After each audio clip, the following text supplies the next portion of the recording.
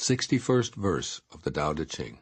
Quote, "A great country is like the lowland, toward which all streams flow. It is the reservoir of all under heaven, the feminine of the world. The female overcomes the male with stillness, by lowering herself through her quietness. So if a great country lowers itself before a small one, it wins friendship and trust. And if a small country can lower itself before a great one, it will win over that great country. The one wins by stooping, the other by remaining low." Unquote. Living by remaining low. Most of us have been taught that it's important to tower over lesser folks in virtually all of life's endeavors. We're told to get to the top, stand out in the crowd, be the best, and honor champions who defeat challengers.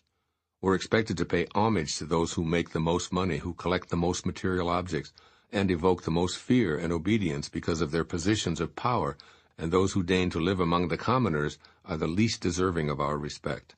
This passage of the Tao Te Ching invites you to reevaluate these beliefs. Look at the ocean. It's the most powerful force on the planet because it stays lower than the streams which are necessarily and inescapably drawn to it. As the rivers flow downward to become one with it, the sea is able to be the great reservoir of all under heaven. This is what Lao Tzu refers to throughout the Tao Te Ching as the Great Mother, or the feminine of the world. That female energy, or yin, is the true receptor of all. By remaining quiet and still, it ultimately overcomes male, yang, efforts to subjugate and conquer. In the 61st verse of the Tao Te Ching, Lao Tzu speaks of the advantages of leading by remaining low, using entire countries as his examples.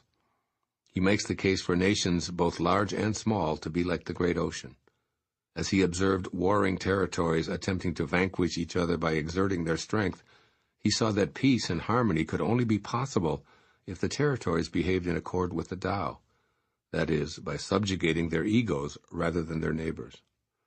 Lao Tzu was addressing countries and their political leaders in this chapter, but countries are made up of individual men and women.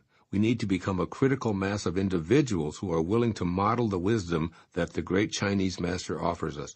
We all must learn the value of making a dramatic change in the way we think of ourselves and each other. Yes, it may require a complete about-face on our part, but if we begin to lessen ego-dominated thinking, sooner or later the world will get the message that Lao Tzu proposed in ancient times. Nations all over the globe will find that leaders with feminine yin energy are beneficial. After all, this is the way of nature. It is the Tao at work. You can apply the wisdom of this verse in the business world or with anyone you encounter by updating the notion that towering above others is the yang approach of masculine domination is the way to get ahead. Instead, see the value of living as if you can win trust and friendship through a yin approach of feminine receptivity and stillness. As you try on these new attitudes and behaviors, quietly watch as the energy from the following suggestions begin to influence your reality. Reassess your personal view of what constitutes strength. Can you see power in humility, stillness, and remaining low and out of sight? In martial arts, the strongest conqueror is the one who uses the least force and converts the lunges of his opponent into his own might. Look at the story of violence throughout human history. Those obsessed with positions of power ultimately resort to brutality, and then incur the same kinds of violence on themselves. And so it is in your own personal life. By staying calm and under the radar, others will ultimately flow to you, joining with you in creating friendship and trust.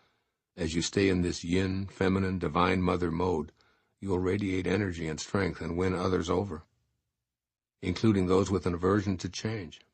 Think of yourself as the ocean and stay low enough to allow all others to stream down to you and create a great country wherever you elect to settle. And secondly, emulate those whose greatest impact on humanity use the least violent methods. There are many examples to be found for living by remaining low, replicating the example of stillness and yin energy. Jesus Christ, Buddha, Muhammad, Zoroaster, St. Francis of Assisi, Gandhi, Mother Teresa, and others of the highest spiritual persuasion serve as wonderful role models for us. By demonstrating the exact opposite of what has become known as power by force, they change the course of human history. Furthermore, they are remembered with the highest esteem by all people. You can become a similar leader of the Tao in your immediate environment, smiling inwardly as you see yourself as that low, patient ocean. All those who wish to tower above you in conquest will ultimately flow down to you.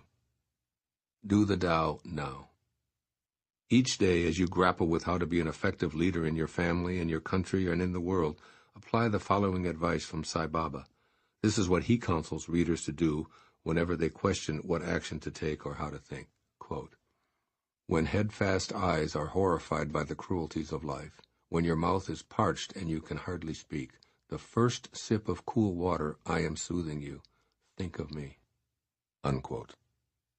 In a moment of crisis, silently say, think of me, to your mental image of the person who won you over by stooping and remaining low. You'll immediately find your way, as if that individual were directing you to overcome the struggle, the addiction, or the ego-dominated thoughts that seem to take you away from your feminine Tao nature.